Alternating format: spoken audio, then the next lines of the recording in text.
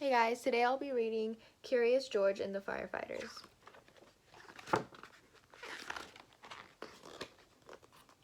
This is George.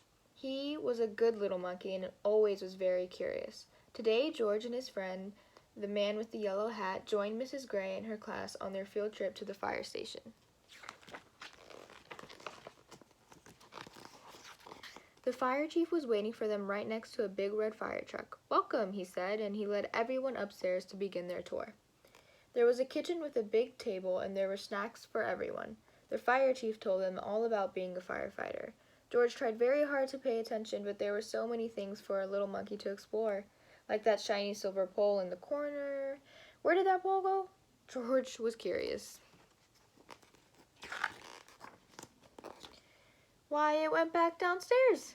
There was the great big fire truck. There was a map of the city, and there was a whole wall full of coats and hats and big black boots. George had an idea. First, he stepped into a pair of boots. Next, he picked out a helmet, and finally, George put on a jacket. He was a firefighter. Suddenly, bring! The firefighters all rushed in. "This is not my helmet," said one. "My boots are too big," said another. "Hurry, hurry," called the fire chief. A bright red light on the map of the city told him just where the fire was. There was no time to waste. One by one, the firefighters jumped into the fire truck, and so did George. The fire truck with all the firefighters sped out of the firehouse, and so did George. The siren screamed and the lights flashed. The truck turned right, then it turned left. Woo, woo, woo, went the whistle, and George held on tight. And just like that, the fire truck and all the firefighters pulled up to a pizza parlor on Main Street. Smoke was coming out of a window in the back, and the crowd was gathering in the street. "Thank goodness you're here," said the cook. The firefighters rushed off the truck and started unwinding their hoses. They knew just what to do, and George was ready to help. He climbed up on the hose reel. One of the firefighters saw George trying to help, and he took George by the arm and led him out of the way. "A fire is no place for a monkey," he said to George. "You stay here where it's safe." George felt terrible. George sat on the bench and looked around. Next to him on the ground was a bucket full of balls.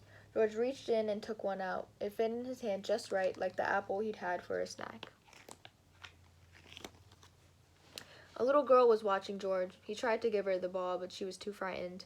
George took another ball and another. "Look," a boy said, "that monkey is juggling." The boy took a ball from the cage and tossed it to George, but it went too high. George climbed up onto the fire truck to get it.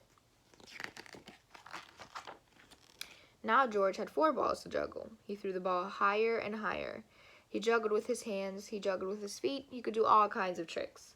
The boy threw another ball to George. George threw a ball back to the boy.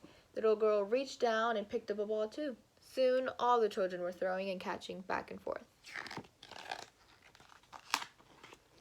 The fire chief came to tell everyone that the fire was out. Just then, the little girl laughed and said, "Look, Mommy, a fire monkey." "Hey," called the fire chief, "what are you doing up there?" "What a wonderful idea," the little girl's mother said to the fire chief, "bringing this brave little monkey to help children when they're frightened." "Oh," the fire chief said, "well, thank you." Before long, the fire truck was back at the firehouse where a familiar voice called, "George!"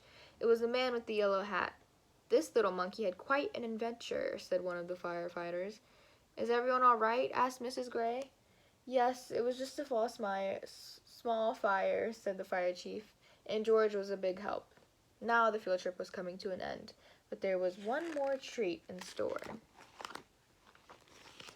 All the children got to take a ride around the neighborhood on the shiny red fire truck, and they each got their very own fire helmet, even George, and it was just the right size for a brave little monkey. The end.